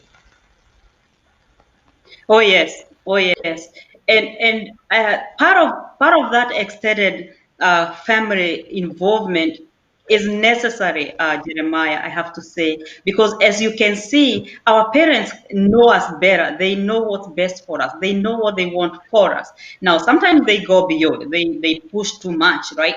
But now, as my mom, she knew me, and she knew from her own experiences and from her living in this life longer than me, of course, she can tell a situation that is not going to work. And she tried to warn me. And so was his mom. And now sometimes God can use these parents to show us the end product. He can use them to be a voice to tell us, girl, you are on the wrong route. You're on the wrong route, son. Reroute this thing, because even though this works out, this does not look good. So sometimes God uses those people to point out what is not right, because they have seen it, they have watched it, they have been there before. And now the problem comes when they involve things, because in the book I talked about how the mother's advice came from the perspective of I'm from Kiabu, and people from my area act like this, and now she was worried about me taking the son's money. So the idea and the perspective of the mom was biased, if I must say that. But my mom was looking out for the best of me. Now, it could be true. It could be true. There are people who have done that, but that was not my intention. So because this guy, first of all, did not have any money. If he was a millionaire, then of course, yeah, I would let the mother worry. You know what I'm saying? But now, when you are penniless and your mom is worried about me taking your penniless self, money to the village, that's another problem. So the extended family should play a role of really not being biased, but looking out for the child and telling them this is a stumbling block. There's a something wrong here.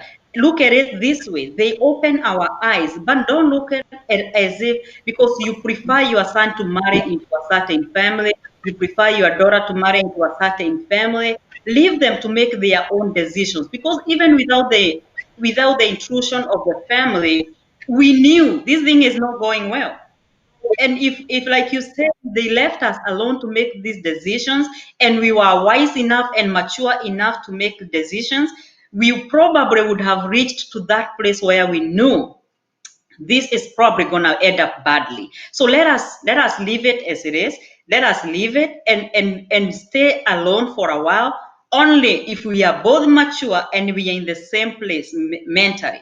Because like you said, Jeremiah, it takes maturity to look at a situation and see this is going the wrong way, this is going downwards. And even though one of us could see that, one of us was still in it. So I mean, my biggest concern here is that we sometimes we mismatch in our marriages. One person is mature emotionally and one person is so immature. But when we grow up, when we allow ourselves to grow up, because there's two aspects of a human being, Jeremiah, and I know you know this. There is who we are physically, and then there is who we are emotionally, and of course spiritually, the soul. Now if we grow up, because now looking at me, I'm a grown woman when you look at me physically, but am I grown emotionally? Am I mature emotionally to make decisions? So we get into marriages because we want to look right. We are grown physically. We are able to produce and to reproduce. We are able to be with a man or a woman physically. But are we really ready emotionally? Because we have to grow up emotionally to where if we are this grown physically, you cannot be this grown emotionally, because that does not make sense. That's not a grown person. So we have to wait, and we are rushing because of our traditions, of our culture, rushing us into marriage. Oh, you are 25, you are 28, you are 35. Oh my God, if you hit 30 and you're not dating and you're not married, you are definitely have a problem. So we let the culture, we let the traditions push us into going into things that we are not ready for. And that's what happened. So we were not ready emotionally, if you ask me. We were not ready to get married emotionally. And so we could not make emotionally mature decisions. That way, even if the family never intended to destroy the whole thing, or even if they were not included, both of us, if we were emotionally mature, would have come up with a decision that said, listen, this is not good. This is not going to end up good, because your thinking is like this, my thinking is like this. I think we are headed in two different ways in life. And so the best thing is to be, you allow to be, and we figure out what it is that we are supposed to do with our lives. Thank you, Jeremiah. Okay, Stella, let me ask you this question. Yes, sir. You're not mature. No, you're a mature woman, no doubt about it, right?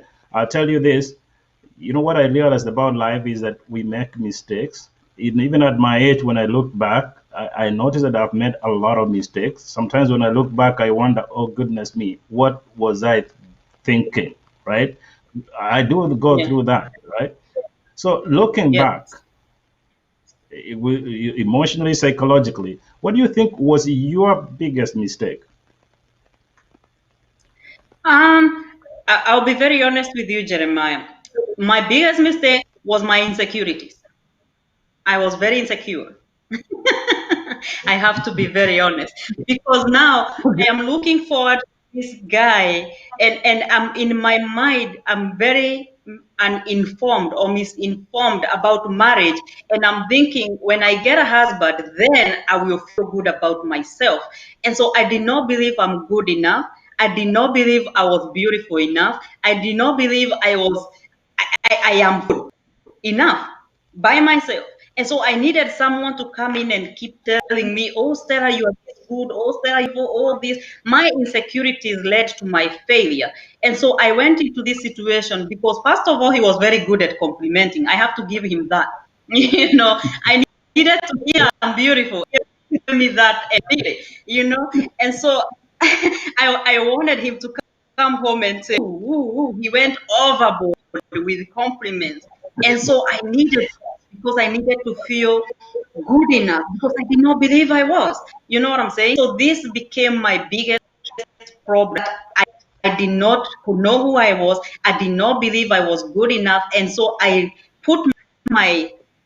believed my happiness would come from a man appreciating me in a way, not knowing that I carried my own happiness. I carried my own, happiness.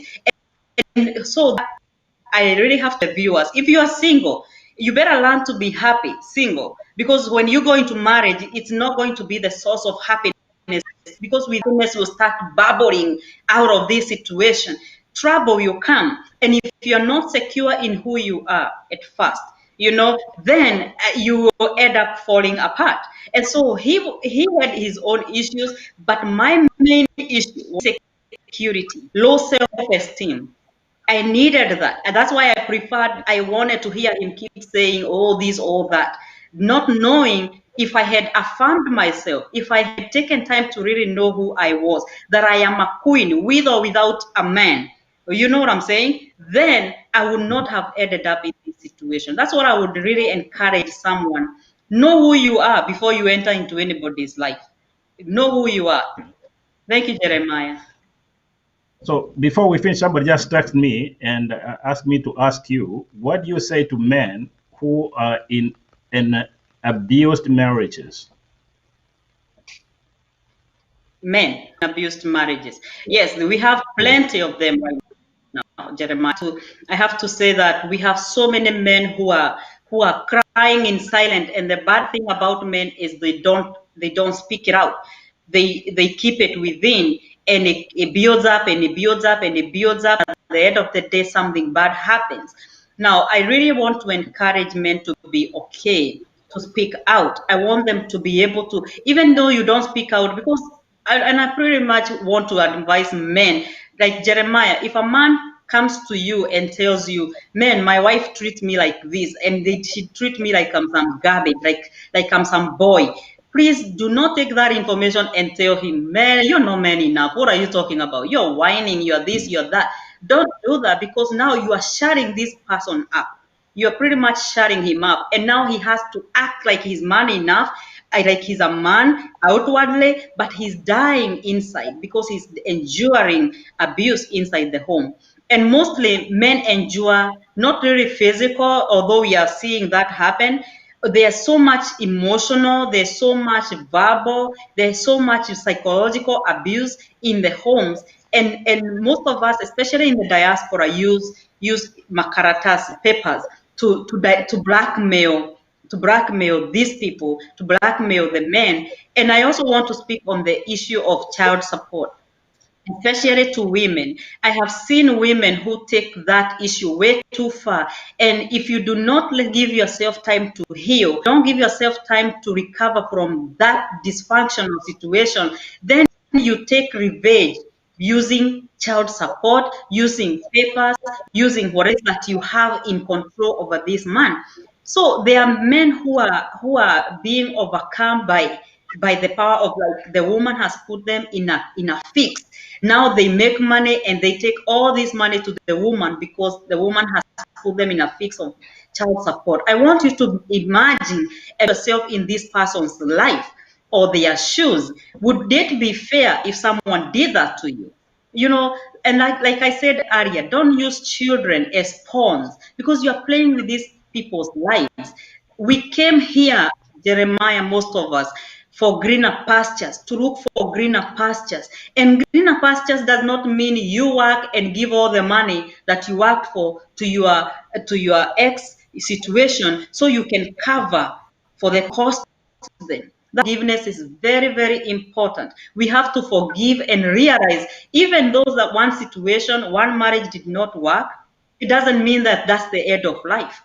Pastor Leakey talked about failure. I failed miserably in my marriage. You know what I'm saying? It's like a total failure. But now I'm using the lessons I learned from that failure to teach others. So even if you failed, even if someone walked out on you, someone divorced you, even though you are not ready, somebody left you for someone else, don't dwell on that.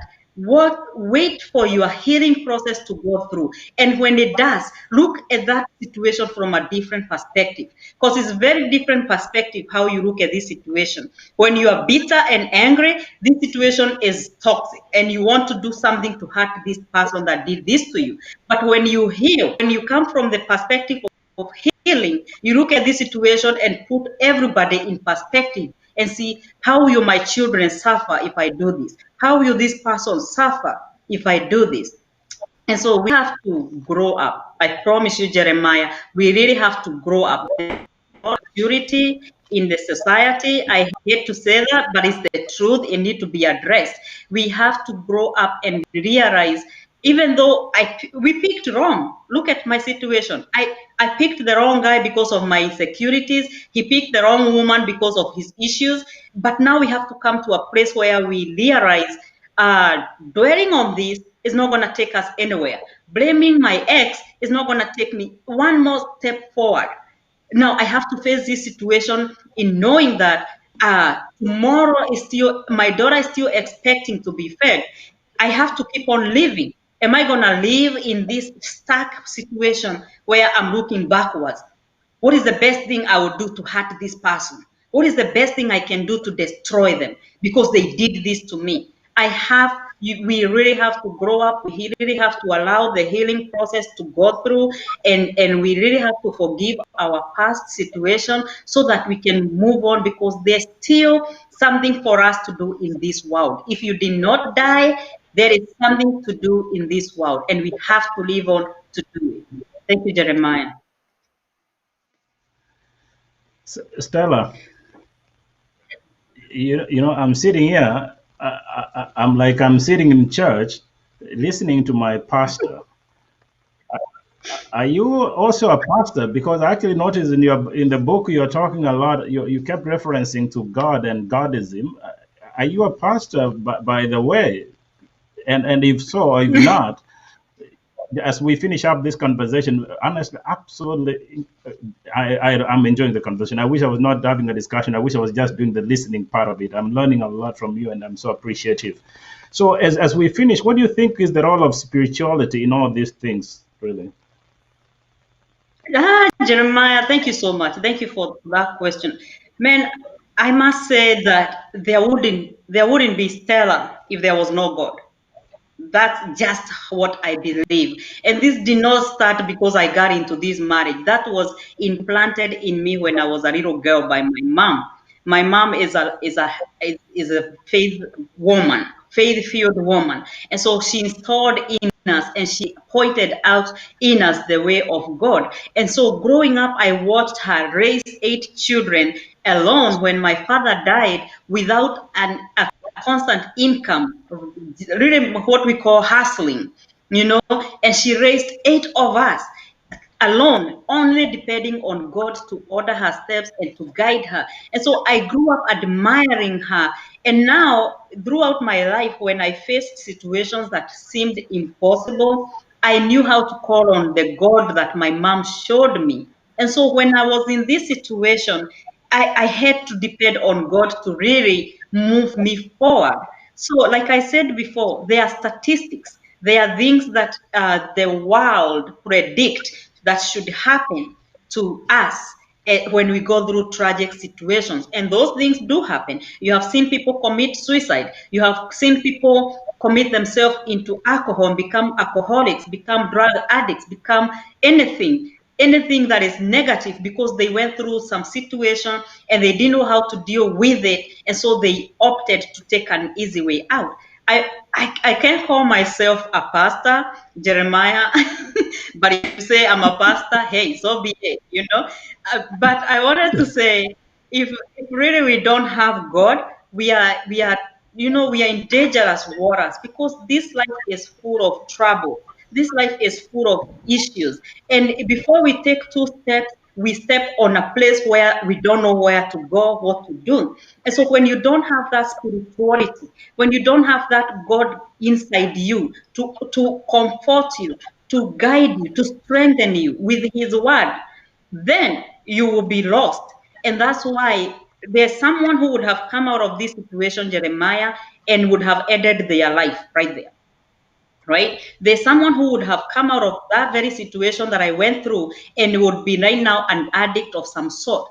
I cannot take that credit to myself. I can only take credit in knowing that I knew God was with me. And if he saved me through this situation, there must be a bigger call. There must be a bigger purpose for him to allow me to go through this pain and come out on the other side still okay, still shining. So I really want to encourage the viewers. Listen, this life will have, there will be troubles.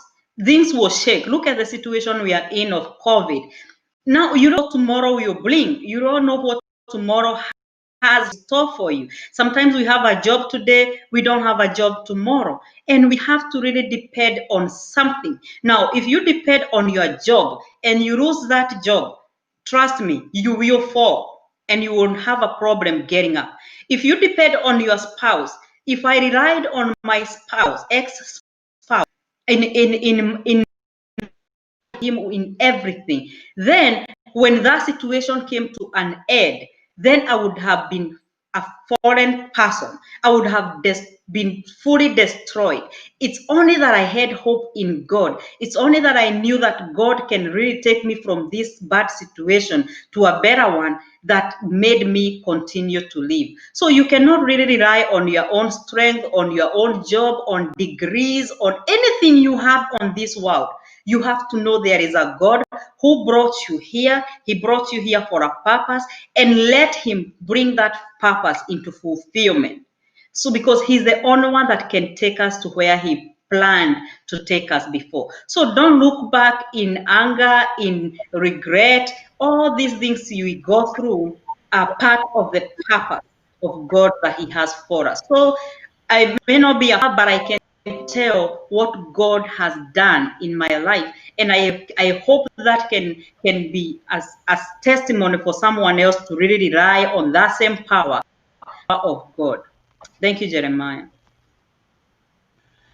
Wow, Stella, I can't thank you enough. I think while you are very articulate, you come across to me as a pastor and a motivational speaker. If you haven't considered that, I suggest very strongly that you consider that. I think that's a good part that you can do very well.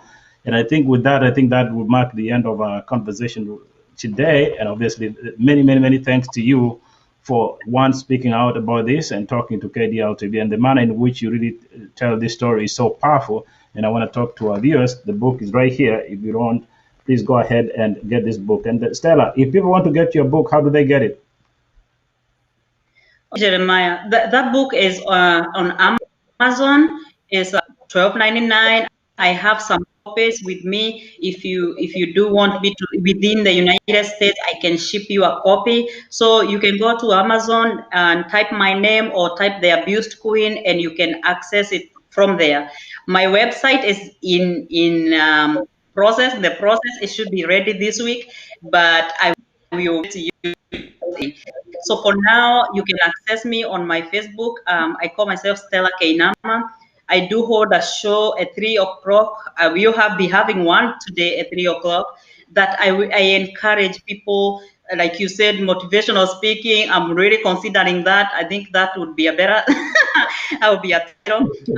I do encourage people to move on, even after going through these issues, because we will go through them. Even me, I'm not done. I don't know what's waiting for me next. And I have other enough strength to encourage myself so that when that obstacle comes, I'll be able to rise over it. So thank you so much, Jeremiah. I am so grateful for this opportunity. I enjoyed having this conversation, and I pray and I hope that it will save someone, it will help someone today. Thank you so much, Jeremiah.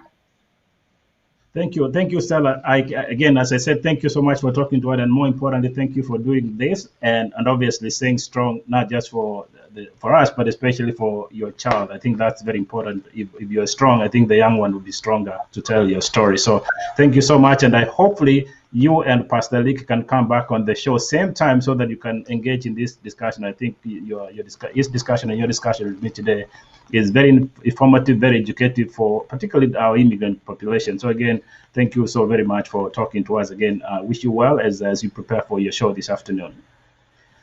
Thank you. And to our viewers, and for viewers, again, thank you so much for tuning on to KDRTV this Sunday. It's been a very fascinating conversation. Earlier on, we did have a good discussion with Pastor Leakey Nyaberi. Very powerful conversation. I always enjoy listening to Pastor Nyaberi, quite frankly. And our good friend here, Stella Kiinama from down in Houston, Texas, a very articulate and I think telling a very personal story in the most eloquent way. So that said, again, next week, we've lined up quite a number of interesting speakers. Next week on Sunday at 11:20 Central Time, we'll be having the people you're seeing on the screen there, Professor Chesega Mushahi, and from Indianapolis, Indiana, and also a good friend, Professor Gerono Rotich from North Carolina, that's University of North Carolina, and also Professor Janet Mbaha will be joining us from Alabama A&M University, as well with the respected Professor Peter Ndiahangohi from Florida Gulf University. They'll be making the case for Kenya international students in the diaspora. I think that's a segment of our population that we haven't really taken interest in, but I think Professor Gerono has made a good case, led effort in making sure that international students are well catered for, particularly during this COVID-19. As well, next week we'll be having Concordia University will be talking to our community. They're trying to sell their programs as well. So we're honored again to host such kind of huge institutions on our show. Again, as I said, next week on Sunday at 12, we'll be having all the African immigrants who are running for elective positions here in the state of Minnesota. We'll be having them here. They'll be making a final case as we push towards the general elections in 2 weeks' time. Again, I want to thank all of you for doing this, but there's people I want to thank very much. I want to thank my colleagues here, Ben Guto Kebwato is the man who is working from behind the scenes to do this, and his son Collins of Mweri. And I think these are the two people that I've really enjoyed working with in my entire life. They're extremely good people, Ben and Collins. I just wanted the viewers to know that I do appreciate you. You're excellent and good human beings. Thank you for doing this, and more importantly, doing this for our immigrant population. Again, for today, enjoy your Sunday, enjoy your week, and we'll see you again here on KDRTV next week on Sunday at 11:20 Central Time. Thank you.